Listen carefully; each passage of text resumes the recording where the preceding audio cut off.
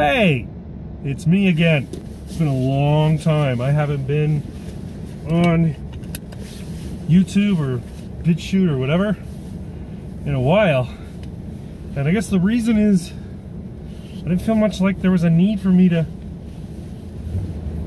make videos. I mean, I wasn't saying anything that Sargon of Akkad or Styx Hexenhammer 666 or, you know, anybody else wasn't already saying, but I guess, I don't know, maybe you guys watched because of my unique perspective or because of the way I rant. I have no idea.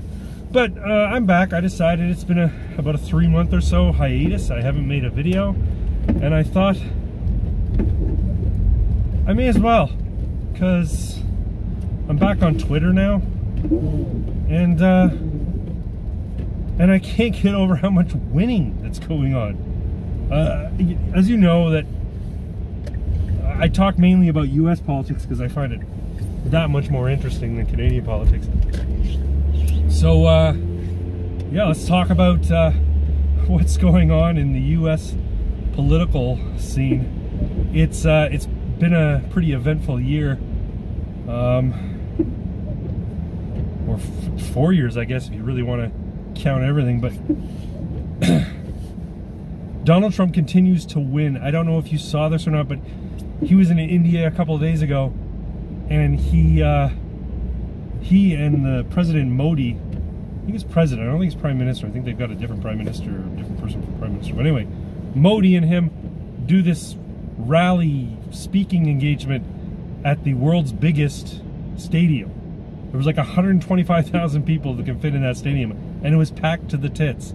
It was full of people, you know, really, you know, screaming and hollering at just how much they love, one, their president and President Trump. I don't know what it is he did to make the Indian people happy, but for whatever reason, he resonates with them. I think it's because, probably because Modi and the current political climate in India is also become quite nationalist. Now it's gone Hindu nationalist, which, you know, there's arguments for and against, but I would rather not have a religious nationalist government in power in my country. I guess Hinduism's a big part of Indian culture, so I get it. And there were protests with regards to the citizen something amendment.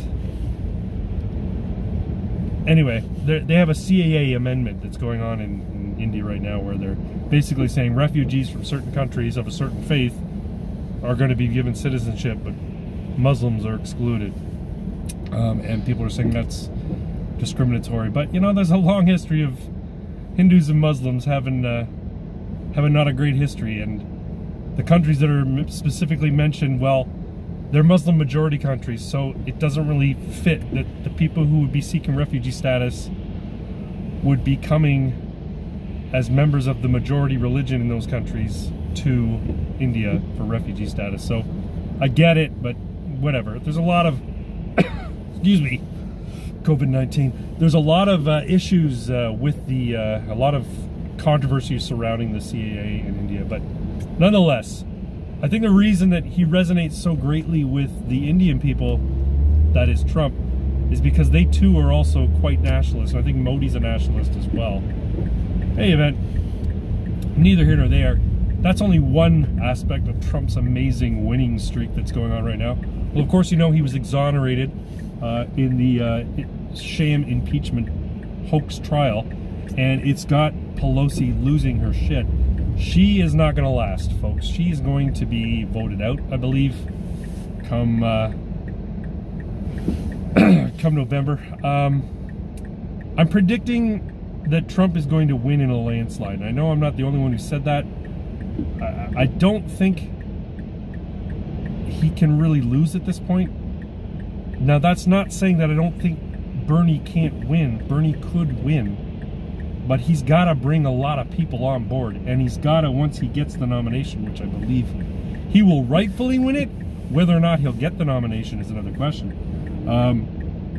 If he gets the nomination and he can scale things back and make himself appeal to moderates and independents, then I think he has a chance of winning.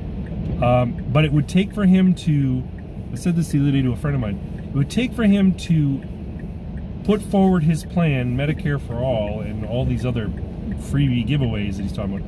He needs to put them forward in a very articulate, concise, and catchy way. And Trump needs to really flub his response to that. Because now Matt Walsh has made a good point. Here's the thing. Bernie is speaking to emotion, sure. But he also has a policy in place. He has a policy plan. As poorly fleshed out as it is, he has something that he's talking about that resonates with people. The idea of Medicare for all, or a socialized medicine system, or a single-payer healthcare system. Now, it's fine for the Republicans and the opponents of it to talk about the economics, but people don't give a shit about numbers. It's not gonna... They need to come up with something... They need to come up with some argument that also appeals to emotions, that makes people think about it and go, nah man, that's wrong, we shouldn't do that. Because as it is right now, there are a lot of strong proponents for a Medicare for all type of system, and an increased sort of government social safety net, or an increased state system that provides services to the citizens. There's a lot of people who are in favor of that, and it's not just the millennial socialists. It's independents and moderates who don't know the finer points of the two different ideologies. That is, you know, freedom, liberty, and capitalism, and you know, top-down government control socialism. They just know that, hey, I can't afford to send my kid to daycare, or they know that you know, my medical bills are really expensive ever since I was diagnosed with X. So when someone comes up with a plan, they're not going to care about the nitty-gritty details of it. They're just going to think about the emotional baggage associated with their personal story and how that proposal resonates with them. So in that sense, Matt Walsh is right. The Republicans need to come up with something other than attacking it based on the economics of it. Now, they can continue to attack it as that's socialism, which leads to communism, but I don't know that they're making that argument very well. Sorry for that. I got to turn that off. Sorry. I don't know that they're making that argument very well. So this is why I'm saying Bernie could win. I don't think he will, but he could win. I don't think that people are going to be, the vast majority of independents are going to be brought on board to that. But all it takes is a really good speech by Bernie and a really shitty response by Trump, and Trump behaving in a way that turns off independents, which, you know, he has a tendency to do. So, but the economy's good. People, here's the thing. Excuse me. I believe that Donald Trump is going to win the black vote. And maybe not the majority of the black vote, but enough of the black vote. He's going to siphon off enough of the black vote from the Democrats that it's going to be huge. It's going to be a big deal. And the pundits are going to go, how did this happen? Candace Owens knows. You know, Larry Elder knows. All the people who have been watching the policies being put forward by the Trump administration that is directly benefiting the African American community in the United States, they know exactly how it happened. But the pundits are going to be thrown for a loop. Or maybe they won't. Maybe they'll have seen it coming too. I don't watch mainstream media news, so I don't know what they're saying. But Trump is going to garner probably, I'm going to guess, somewhere in the neighborhood of 25 to 30% of the African American vote this time around. Now, does that mean that the African Americans who vote in the upcoming election, the remaining ones, you know, the 75 to 70%, are going to vote Democrat? Yeah, it could very well be, but that's not enough. Democrats require a much larger percentage of the African American vote in order to win. Bernie Sanders has a problem. One, he has several problems, but he has a big problem with regards to his comments. One, praising, all right, fuck it, I'm gutting it. I had to run an amber. He's praising Castro and communist dictators. He's basically written off the Cuban expat voters in Florida. And then he comes out and, you know, criticizes AIPAC.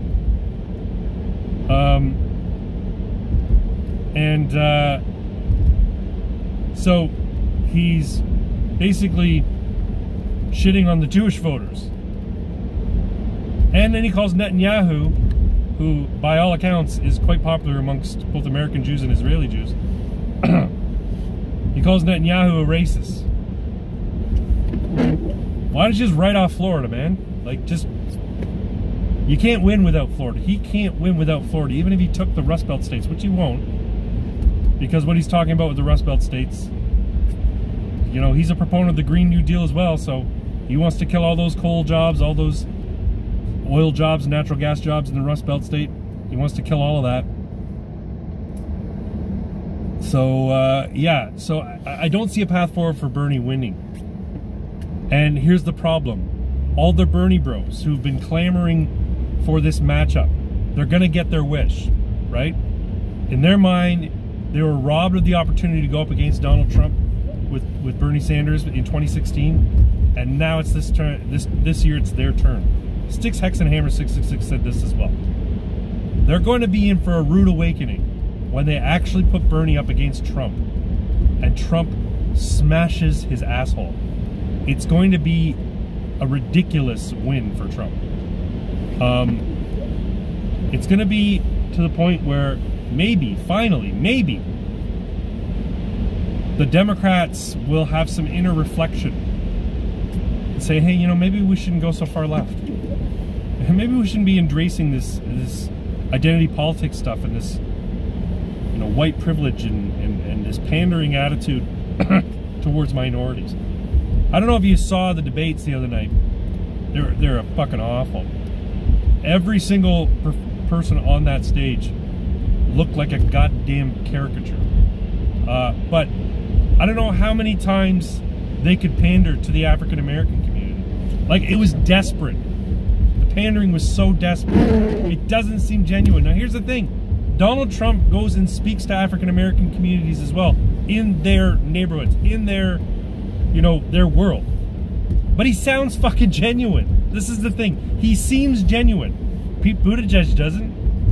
You know, Michael Bloomberg saying, you know, if I had been born black, I would have had a much rougher time becoming a millionaire than, you know, the fact that I was born white. I really benefited from that. Elizabeth Warren doing the same thing. Joe Biden, you know, saying, I'm going to put a female black Supreme Court justice on the bench. Like, what is this pandering garbage? This is why black voters are leaving you, because you think that the only reason that they should vote for you is because you kiss up to them for the color of their skin. I mean, isn't it Biden who said, you know, poor kids are just as smart as white kids? Oh, and fuck, Biden is just king of the flubs. Holy shit. What was it he said last night? Oh, yeah. 100 since 1997 or 2007 or something like that.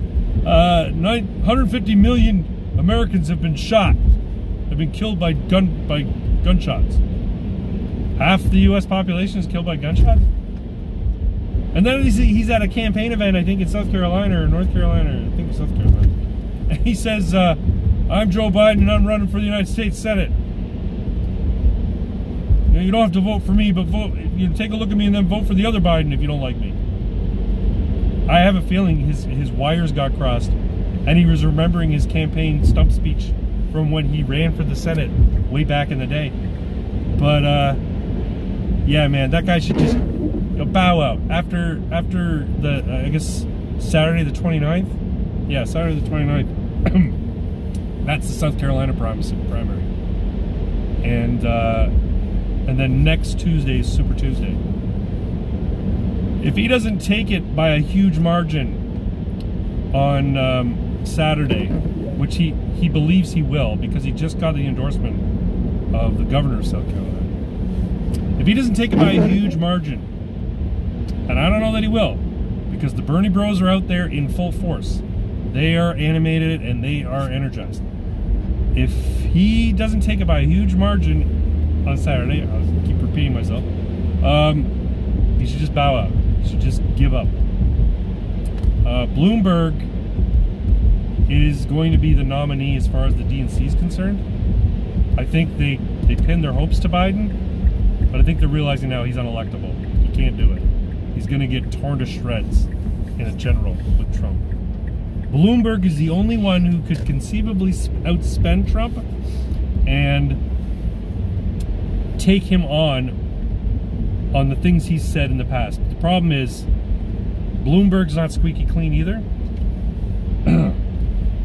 They're actually buddies from New York. They've colluded in the past, Trump and Bloomberg. So they know each other's dirty secrets. But Bloomberg also, he doesn't have any fucking charisma. Oh my God. He's not appealing at all. And he comes off as elitist, whereas Donald Trump comes off as genuine, he's not an everyman, but you can understand why he appeals to the everyman. Anyway, I'm home now. First video in a long time. Wow, 16 minutes, but hey, that's not bad considering the roads. We're getting a huge snowstorm tonight. So anyway, thanks for watching. I'll be putting this up on BitChute as well. And thanks for sticking with my channel. I had 400 and something last time I had a video, and then now it's down to 3 something. And I don't doubt that it's because, well, I'm not uploading. So whether it's YouTube algorithm pulling, unsubscribing people for me or whatever. But if you're new to this channel, first time here, please like and subscribe. You can follow me on Twitter at BragCD. On Twitter, I'm the Happy Little Rabbit. And check out my friends, The Next 6 Minutes and Irving Twin, also on YouTube. And I think they're on BitChute too. But anyway, thanks again for watching. I'm at home now, and I'll try and upload more frequently, not one every 3 months. But yeah, this is what I do. I post shit about politics, mainly U.S. politics, because Canadian politics, it depresses me so much, even though I'm Canadian. But yeah, if you like this, like and subscribe, follow, all that kind of stuff. And take care. Bye-bye.